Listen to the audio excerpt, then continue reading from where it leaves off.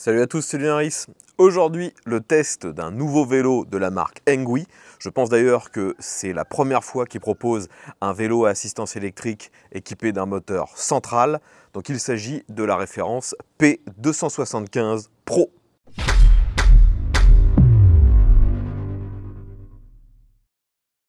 Les amis, si vous suivez régulièrement ma chaîne, vous savez que maintenant j'ai l'habitude de tester régulièrement des vélos à assistance électrique. Néanmoins, il y a une catégorie de vélos que je n'avais jamais eu l'occasion de tester. Il s'agit des vélos avec des moteurs pédaliers, aussi appelés moteurs centraux. Pourquoi? Tout simplement parce que ce sont souvent des marques relativement premium qui proposent ce type de produit. Les marques chinoises qui me contactent habituellement pour tester leurs produits proposent essentiellement des vélos avec des moteurs dans la roue arrière, voire dans les deux roues. Aujourd'hui donc, petite nouveauté, Engui sort ce P275 Pro qui lui est équipé donc d'un moteur central et en plus il s'agit d'un moteur de la marque Bafang. De nouveau, si vous connaissez mes tests, vous savez que la plupart du temps, lorsqu'on a un moteur de cette marque, Bafang, il faut s'attendre à avoir quand même pas mal de performance et surtout du matériel de qualité. Donc aujourd'hui, comme d'habitude, on va passer en revue toutes les caractéristiques techniques de ce vélo et vous allez voir qu'elles sont nombreuses et assez différentes de ce que je teste habituellement. Et vous verrez également des plans qui ont été tournés avec mon frère lors d'un test qu'on a fait ensemble. Et d'ailleurs, je vous invite de nouveau à vous abonner à sa chaîne MC Aventure si vous voulez en savoir plus lors des tests des vélos. Donc tout d'abord, parlons un peu des caractéristiques de ce vélo. Voyez qu'il s'agit d'un vélo de route. Il a des pneus en 27,5 pouces. Ce sont des pneus qui ne sont pas super larges. On n'est pas non plus avec des pneus très fins comme pourrait l'être un vélo vraiment, on va dire, de piste. Là, c'est quelque chose beaucoup plus adapté à du tout chemin. On va dire que c'est un vélo vraiment polyvalent. Ils ont essayé en fait de produire quelque chose de haut de gamme et qui pourrait convenir au plus grand nombre. Vous allez voir que pour ça, ils ont choisi plein de pièces, à mon avis assez onéreuses, qui peuvent justifier d'ailleurs le prix de ce produit. Donc tout d'abord, voyez que, comme je vous l'ai dit, il y a le moteur qui est donc dans le pédalier. Il s'agit d'un moteur de chez Bafang, la référence M200. Celui-ci est capable de délivrer les 250 watts autorisés dans la catégorie et le couple maximum est à environ 70 Nm. Mais la plus grosse particularité de ce moteur, ce ne sont pas réellement ses performances en puissance ni en couple, c'est qu'il est associé à une transmission automatisée à 3 rapports. Et ça, franchement, c'est ce qui m'a le plus bluffé lors du test. J'avais déjà eu l'occasion de tester un vélo qui avait un seul rapport, donc il n'avait pas de, de dérailleur. Ici, il n'y a pas de dérailleur parce qu'on a cette transmission automatisée. D'ailleurs, vous pouvez constater également qu'ils ont choisi de faire que la transmission soit sans entretien, donc on a une courroie de transmission et non pas une chaîne. C'est d'ailleurs une courroie de la marque Gates, une courroie à base de carbone. Enfin, vous connaissez très certainement Gates si vous êtes un peu dans le milieu automobile, vu que c'est une marque qui produit beaucoup de courroies pour tout ce qui est mécanique. L'autre particularité de ce vélo, et de nouveau qui doit justifier son prix, la batterie. Vous voyez qu'elle est placée sur l'arrière du cadre, c'est une disposition assez inhabituelle et ça participe aussi au look du vélo. D'ailleurs, aujourd'hui, vous voyez qu'il est en finition noir mat, mais il existe aussi en noir et orange. D'ailleurs, la seule partie qui est vraiment orange, c'est celle qui contient la batterie. Cette batterie est assez énorme. Elle est donnée pour 19 ampères et elle est là pour vous donner logiquement une autonomie théorique qui peut dépasser les 200 km. D'ailleurs, lorsque Engui m'a envoyé ce vélo, ils m'ont demandé de faire un test d'autonomie. Ce qu'on a essayé de faire avec mon frère, et je ne vais pas dire que ça s'est mal passé, c'est juste que la météo n'était pas avec nous, donc forcément c'était compliqué. Et en plus, le comportement du vélo nous a assez surpris, tous les deux, aussi bien moi que mon frère. Et finalement, le tester sur une très grande distance n'aurait rien apporté de plus à la vie qu'on a chacun sur ce vélo. Donc on a écourté le test, on n'a fait qu'une trentaine de kilomètres finalement. On reviendra sur nos impressions à la conduite juste après la fiche technique. Là, je vais continuer de vous décrire le vélo. Donc vous voyez qu'esthétiquement, ils ont fait que l'éclairage est intégré à l'avant directement dans le cadre. Ça ressemble beaucoup à ce que j'avais pu avoir sur un de ses concurrents directs, le Tenways CGO 600 Pro. Je ne sais pas si ça éclaire bien vu que je n'ai pas eu l'occasion de l'utiliser de nuit. Par contre, ce qui m'a un peu surpris, c'est que sur un vélo à ce prix-là, je m'attendais à ce qu'il y ait un éclairage également à l'arrière. Il y en a un, mais c'est vraiment le minimum acceptable. Vous pouvez voir qu'il y a uniquement une petite lampe qui vient se greffer sous la selle. C'est une lampe à pile. Elle a deux fonctions, soit allumée fixe rouge, soit clignotant. C'est le minimum vraiment acceptable sur un vélo de ce genre.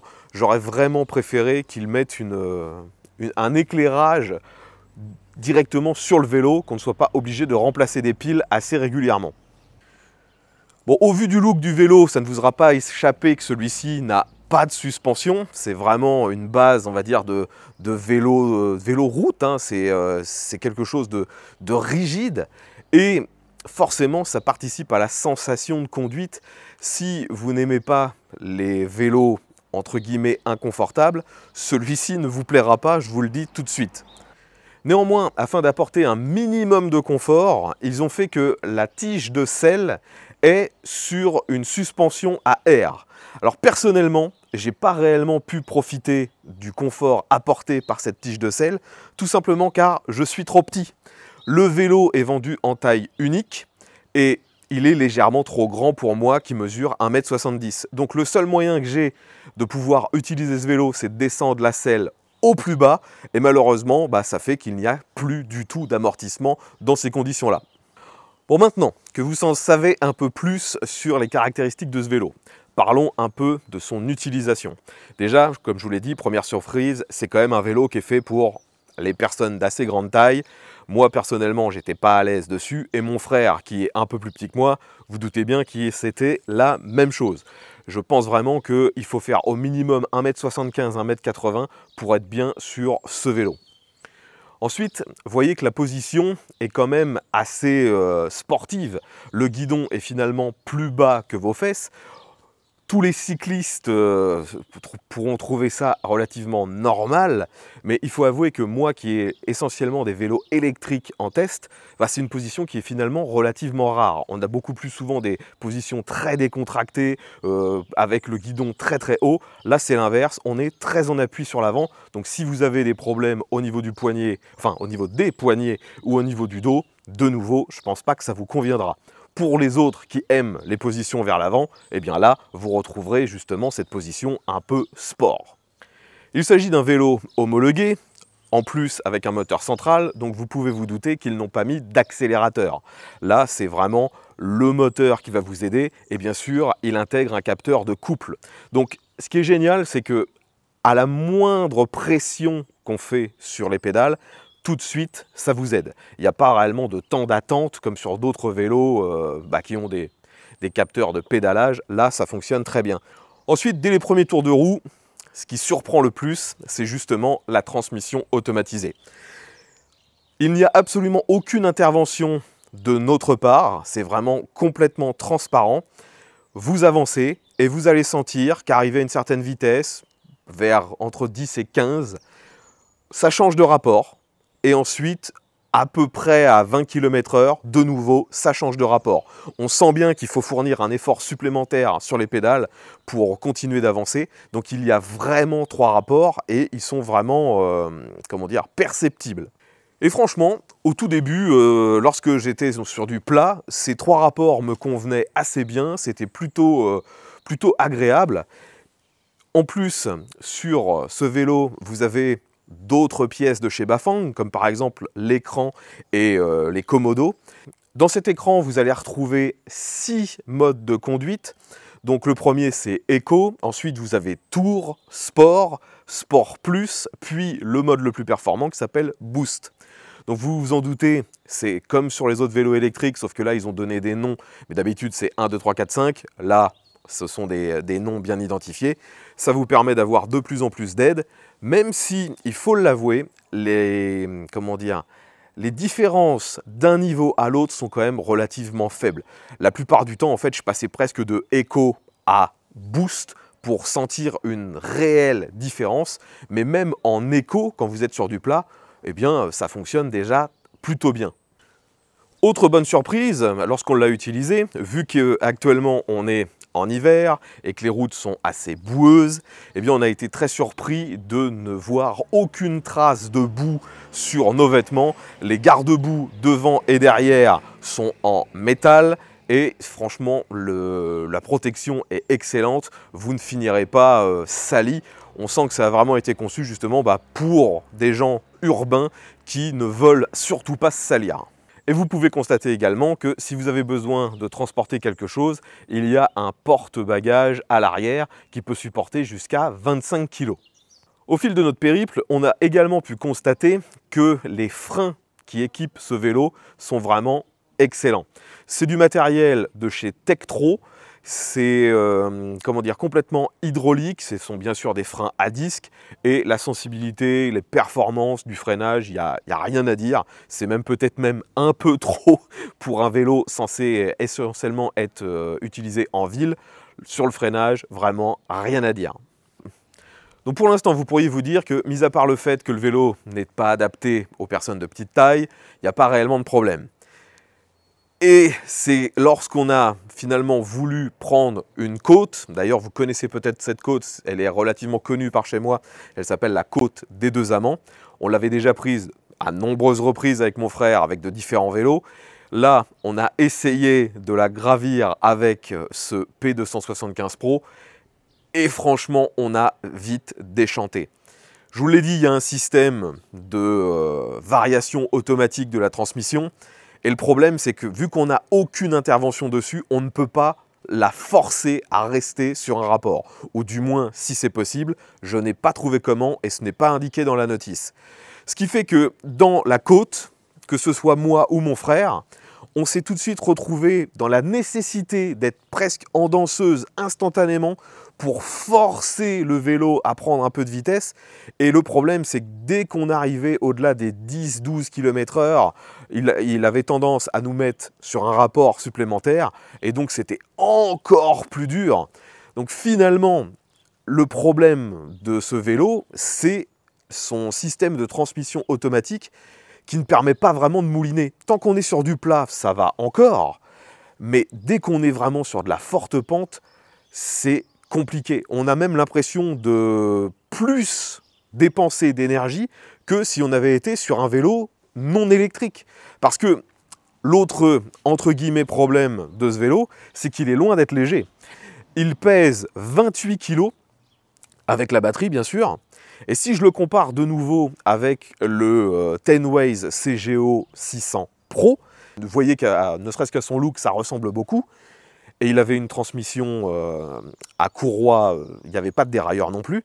Eh bien, le Tenways pèse 16 kg. Je crois qu'en fait, c'est peut-être 17 ou 18 kg avec les accessoires. Mais c'est quand même 10 kg de moins que celui-ci.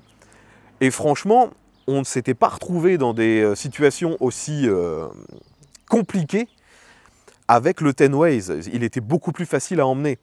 Donc, ce vélo, il est aussi, je vous l'ai dit en préambule, annoncé pour une autonomie énorme.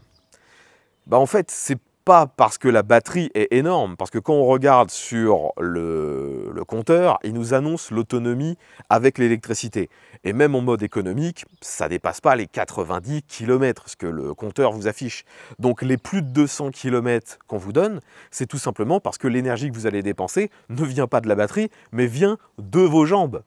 Donc, je trouve que c'est un peu, problématique, ces prétentions qui sont affichées de plus de 200 km. Vous les ferez, mais pas grâce au vélo, juste grâce à vos jambes. Et vous allez, à mon avis, vous épuiser bien avant cette limite des 200 km, parce que, comme je vous l'ai dit, dans les côtes, vous allez forcément galérer. Donc si c'est de la petite côte, ça passe, mais si c'est une forte pente comme on a pu faire nous, ça va vraiment être compliqué. De plus, on s'est tous les deux aperçus avec mon frère que lorsqu'on était sur du plat et qu'on voulait rouler un peu vite, forcément il est homologué, donc au-delà des 25 km/h, l'assistance se coupe.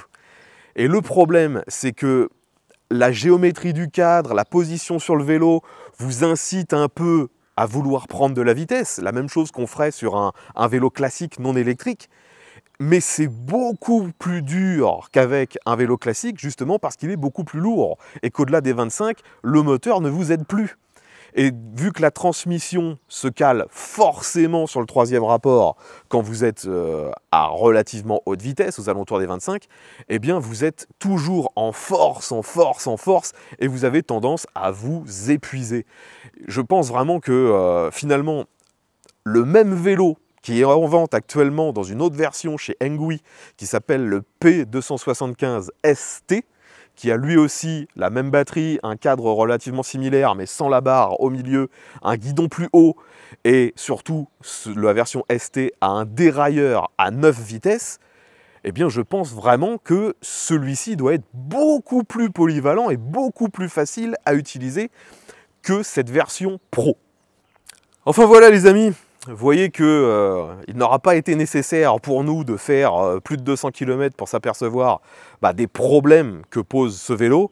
C'est pas une mauvaise machine, techniquement c'est même plutôt du bon matos, voire du très bon matos, mais les erreurs qui ont été faites dans la conception, c'est déjà de ne pas proposer plusieurs tailles de cadre. Pour moi, c'est peut-être la plus grosse erreur. Et finalement, cette transmission à 3 rapports, si vous êtes comme moi à la campagne avec quand même certaines pentes, ça ne vous suffira pas. Un dérailleur aura été vraiment plus adapté. D'ailleurs, j'espère pouvoir un jour tester la version ST qui sort en même temps. Là, le vélo, je l'ai eu moi, j'ai eu la chance, Engui me l'a envoyé pour que je le teste, c'était un vélo de pré-série. Je ne sais pas également s'il pourra y avoir des améliorations, des changements sur la gestion électronique de ces 3 rapports automatisés. Tout ça, c'est des infos que je n'ai pas. Néanmoins, à l'heure actuelle, vous aurez compris, c'est vraiment pas le top du top. Pour moi, du moins, je trouve que c'est un vélo qui est beaucoup trop crevant. Je me fatiguerai moins avec un vélo non électrique, beaucoup plus léger. Maintenant qu'on a vu les bons et mauvais côtés de ce vélo, il va falloir qu'on parle de son tarif. Actuellement, il est vendu, bien sûr, sur le site de Engui pour 1 900 €. Et donc, quand on voit le matériel qui est dessus, quand on voit la taille de la batterie, c'est pas un tarif qui est exagéré, car si je le compare de nouveau au Tenways CGO 600 Pro, il est quasiment au même prix. Enfin voilà, de nouveau, je pense avoir fait le tour des caractéristiques de ce vélo. Si vous avez des questions le concernant, n'hésitez pas, l'espace commentaire est là pour ça. Si vous désirez en savoir plus ou en faire l'acquisition, je vous mets bien sûr un lien vers le site qui vous donnera toutes les spécifications dans le détail. Et je rappelle d'ailleurs que si cette version Pro ne vous intéresse pas trop, allez jeter un coup d'œil quand même à la version ST qui semble finalement plus grand public et en plus elle est légèrement moins chère. Comme d'habitude, je vous remercie d'avoir regardé cette vidéo dans son intégralité. Si elle vous a été utile, n'oubliez pas de mettre un pouce vers le haut, de la partager sur les différents réseaux sociaux et pensez également à vous abonner ainsi que sur la chaîne de mon frère MC Aventure. Je rappelle que c'est grâce à lui que vous avez pu voir tous les plans dynamiques où on était en train de rouler. Je vous dis à bientôt et à tous.